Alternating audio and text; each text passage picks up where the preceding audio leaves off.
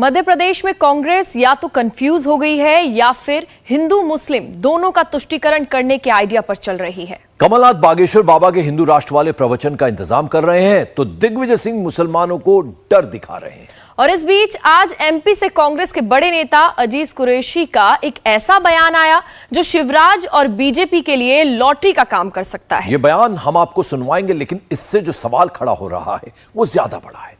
क्या कांग्रेस कोई नया सियासी समीकरण बना रही है जिसमें मुस्लिम, दलित, फ्लोटिंग वोटर्स के साथ कांग्रेस के परंपरागत मतदाता हैं? क्या कांग्रेस एक हाथ में सॉफ्ट हिंदुत्व और दूसरे हाथ में कट्टर इस्लाम को लेकर कोई एक्सपेरिमेंट कर रही है? गुजरात में भी इसी तरह का प्रयोग किया गया था, वो फ्लॉप हो गया। मध्य प्रदेश में क्या होगा? कांग्रेस जहरीले बयान देने वाले नेताओं को अचानक क्यों रीलॉन्च करने में लगी है? इस रिपोर्ट को देखते हैं और समझते हैं।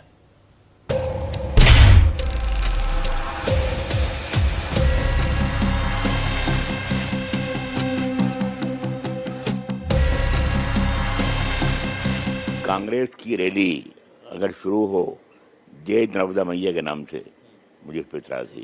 कांग्रेस के दफ्तर में अगर किसी स्थापना हो, किसी गणेश जी की मूर्ति की, किसी और मूर्ति की, मुझे इस पर इतराज है।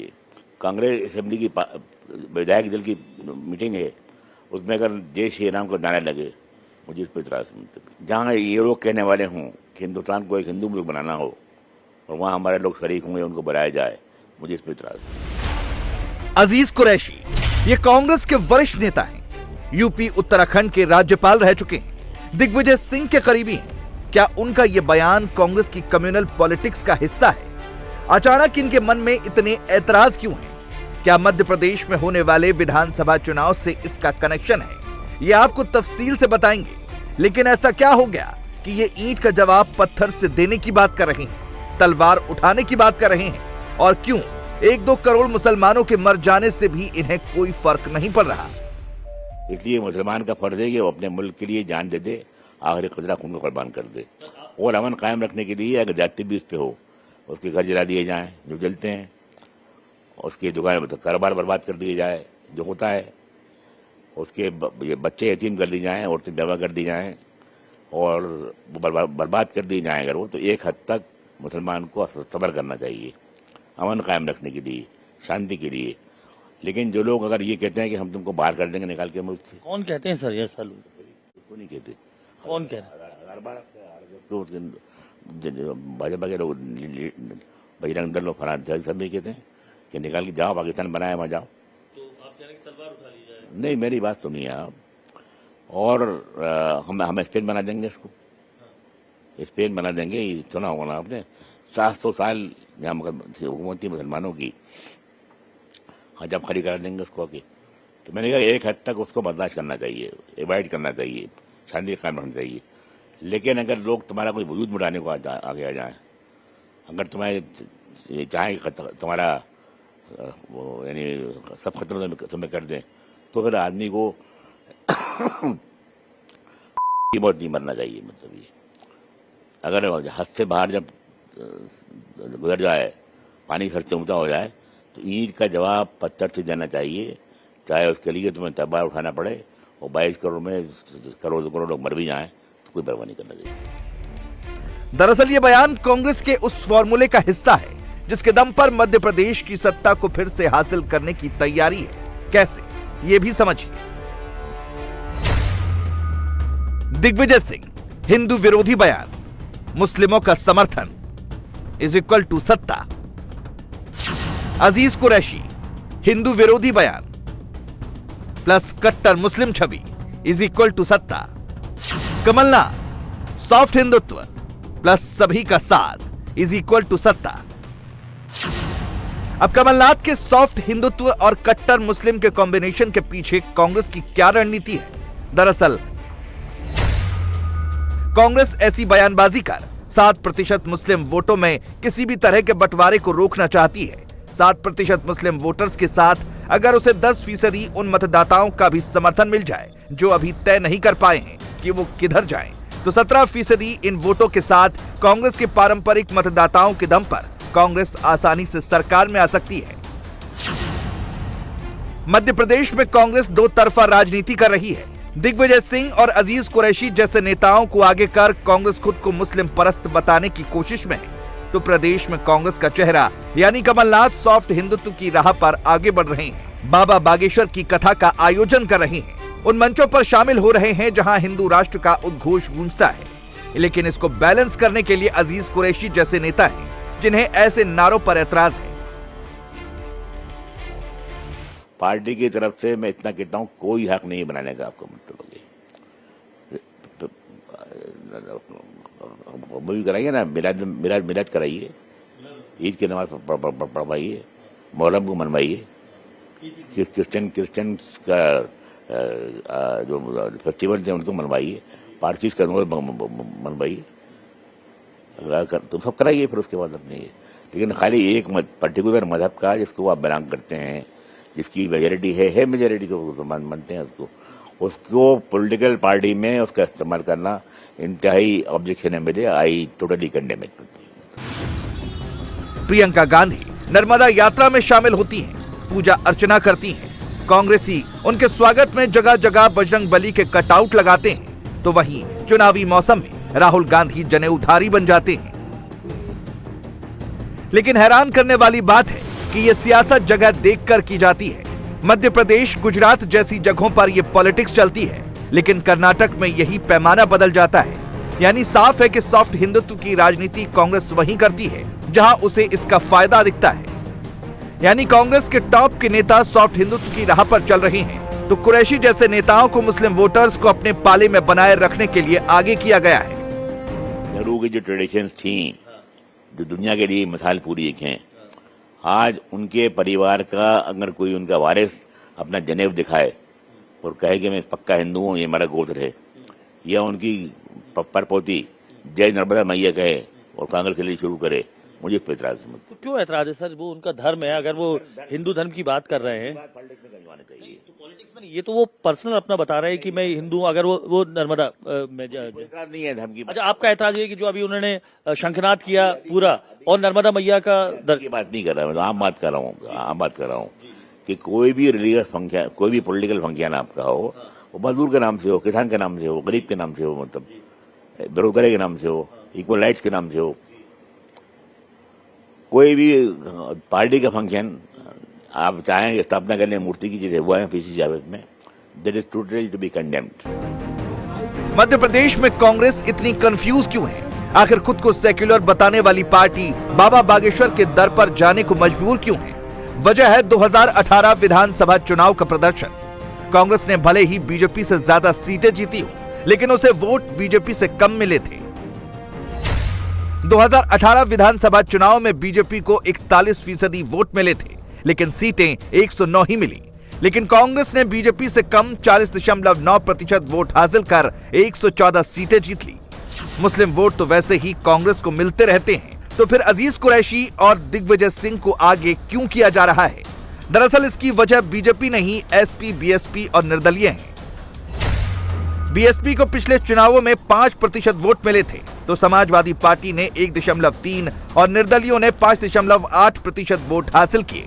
ये कुल वोट 12% होते हैं, यानी इतने वोट जो किसी भी सरकार को बनाने और बिगाड़ने की ताकत रखते हैं। इन वोटों में मुस्लिम वोटर्स भी हैं और कांग्रेस इसी बिखराव को रोकना चाहती है। इस बार उसके सामने चुनौती और बड़ी होने वाली है, क्योंकि मध्य प्रदेश के इन चुनावों में केजरीवाल की भी एंट्री हो गई है। यानी केजरीवाल के आने से मुस्लिमों को एक और विकल्प मिल जाएगा। जो बीजेपी के विरोध में कांग्रेस को मजबूरी में वोट करते थे, कांग्रेस की सियासत समझनी है तो अजीज कुरैशी के इन दो बयानों को समझिए। एक में वो कमलनाथ पर सवाल उठा रहे हैं, तो दूसरी तरफ उनकी तारीफ कर रहे हैं। मध्य प्रदेश में कांग्रेस का यही असली एजेंडा है। मुसलमान किसी का गुलाम नहीं है, न किसी पार्टी का, न किसी लीडर का। मुसलमान बंदा मजदूर नहीं है कि आप चाहेंगे क्यों दें, आपको वोट करने जाते हैं, मतलब हमारी मर्जी की बात है। ये नौकरी आप दे नहीं, आर्मी में आप दे नहीं, पुलिस में आप दे नहीं, एयरफोर्स में आप दे नहीं, नेवी में आप दे नहीं, बैंक नौकरी में आप दे नहीं, IAS, IPS, IAF में नामी नहीं लाते हैं 2-4 लोग गिनती के 22 करोड़ में से। क्यों गुलाम है आप? क्यों तुम फिर वोट दें आपको? इकोनॉमिक हार्डशिप है, बिजनेस में हार्डशिप है, हर जगह तकलीफें हैं, परेशानियां हैं। मतलब Muslim community living living death जिंदगी जो है लिविंग देते हर कोने के ऊपर आके, मतलब ये तो उसके लिए हम क्यों कहें? बिल्कुल हम गुलाम नहीं, मैं रिपीट करता हूँ, किसी के गुलाम नहीं है, ना सोनिया गांधी के, ना राहुल गांधी के, ना प्रियंका गांधी के। कमलनाथ जी का जहाँ सवाल सेक्युलर क्रेडेंशियल्स का है उसमें कोई कमी नहीं है, मतलब we are proud of him. मतलब कमलनाथ और दिग्विजय दोनों तरफ बोल रहे हैं, आप बोल रहे हैं कि प्राउड भी कर रहे हैं और फिर वो जय श्री राम के नारे लग रहे हैं। दो अलग बातें हैं, आपसे कह रहा हूँ ना। जय श्री राम के नारे हिंदू लगाना, धर्म को मानना, वो एक अलग बात है। ये तो साफ है कि कांग्रेस मुस्लिम वोटों को फिक्स करना चाहती है, इसलिए कमलनाथ के साथ कुछ नेता सॉफ्ट हिंदुत्व कर रहे हैं तो कुछ नेता मुस्लिम की रट लगाए हुए हैं। बीजेपी कांग्रेस की इसी सियासत पर तंज कस रही है। बीजेपी का कहना है कि कांग्रेसी चुनावी हिंदू हैं, इन्हें हिंदुत्व की याद तभी आती है जब चुनाव करीब होते हैं।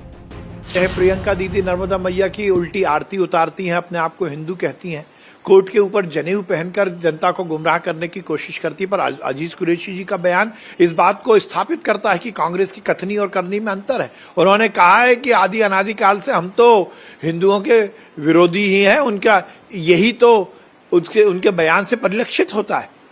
तो कांग्रेस की कथनी और करनी में अंतर। हम तो पहले से कहते हैं केवल चुनाव आएंगे तो इनको हिंदू याद आएगा, हिंदू देव देवता, हिंदू मतावलंबियों, हिंदू धर्मावलंबियों, हिंदू संतों का अपमान करने वाली, राम मंदिर का विरोध करने वाली, राम सेतु को तोड़ने का षड्यंत्र करने वाली कांग्रेस का चाल, चरित्र और चेहरा सब नकली है, सब फर्जी है। एमपी का एक और सियासी गलत समझाते हैं जिसकी वजह से कांग्रेस बेचैन है और समझ नहीं पा रही कि किसके साथ खड़े रहें और किसका साथ छोड़ें।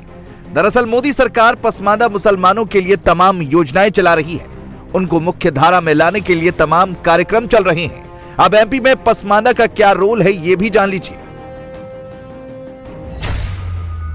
मध्य प्रदेश में करीब 60% मुस्लिम आबादी है, जिसमें करीब 36 लाख पसमानदा मुसलमान हैं।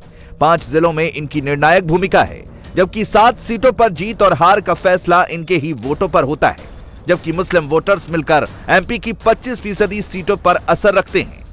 कहा जा रहा है कि पसमानदा मुसलमानों का एक बड़ा तबका पीएम मोदी और उनकी नीतियों से प्रभावित है। खुद पीएम मोदी भी अलग अलग मौकों पर पसमानदा मुसलमानों को मुख्य धारा में लाने की बात करते रहे हैं। यही वजह है कि अब तक सॉफ्ट हिंदुत्व के रास्ते आगे बढ़ रही कांग्रेस को मुसलमानों की याद सताने लगी है। कांग्रेस मुसलमानों के साथ दलितों को भी साधने की पूरी तैयारी में है। कांग्रेस अध्यक्ष मल्लिकार्जुन सागर पहुंचे तो सबसे पहले संत रविदास को याद किया। बीजेपी पर संत रविदास की अनदेखी करने का आरोप लगाया। कहा कि कांग्रेस सत्ता में आई तो संत रविदास के नाम से विश्वविद्यालय खोला जाएगा। मोदी जी संत रविदास जी सिर्फ चुनाव में याद आए मोदी जी को। भाई आप 9 साल प्राइम मिनिस्टर है और चौहान भी अब 18 साल से यहां पर हुकूमत कर रहे हैं, लेकिन रविदास के मंदिर बनाने का याद अब आपको आया। क्यों आया? कि चुनाव आ रहे हैं, चुनाव के लिए रविदास जी को याद कर रहे हैं।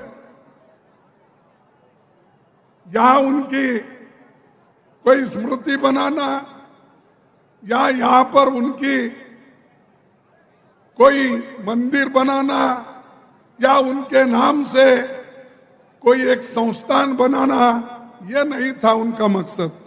उनका मकसद वोट खींचने के लिए, वोट लेने के लिए क्या करना, वो काम मोदी जी हमेशा करते हैं, यहां भी करके गए हैं। भाइयों, मैं ये वायदा करता हूं, अगर मगर नहीं आने वाली ही है पार्टी, मेरी पार्टी की सरकार यहां बनी तो पहला ये होगा, उनके नाम से एक विश्वविद्यालय यहां पर खोला जाएगा। मध्य प्रदेश में संत रविदास क्यों अहम है? चुनावी साल में अचानक पार्टियां क्यों उन्हें याद करने लगी हैं? मध्य प्रदेश में 17-18% दलित हैं। करीब 64 लाख दलित वोटर हैं। दलितों के लिए 35 सीटें सुरक्षित हैं। मध्य प्रदेश में कांग्रेस दलितों को अपना परंपरागत वोटर मानती है, लेकिन जमीनी हकीकत ये नहीं है। 2018 विधानसभा चुनाव की बात करें तो 35 सुरक्षित सीटों में कांग्रेस को 18 जबकि बीजेपी को 17 सीटें हासिल हुई थी। यानी टक्कर बेहद कांटे की थी। चुनावी साल है तो चुनावी ऐलान होना तो लाजमी ही था। केजरीवाल पहले ही वादों की भरमार लगा चुके हैं। खड़गे की तरफ से मध्य प्रदेश की जनता से किए वादों को भी जान लीजिए। मल्लिकार्जुन खड़गे ने ऐलान किया कि अगर उनकी सरकार बनी तो किसानों को कर्ज मुक्त किया जाएगा। एलपीजी सिलेंडर 500 रुपए में मिलेगा। महिलाओं को सरकार हर महीने 1500 रुपए देगी। यही नहीं, 100 यूनिट तक बिजली का बिल भी माफ होगा। सरकारी कर्मचारियों के लिए ओल्ड पेंशन स्कीम आएगी और सबसे अहम कि प्रदेश में जातीय जनगणना भी कराई जाएगी। इंडिया टीवी हर वक्त हर जगह डाउनलोड करने के लिए सर्च करें India TV news Google play store या ऐप स्टोर पर।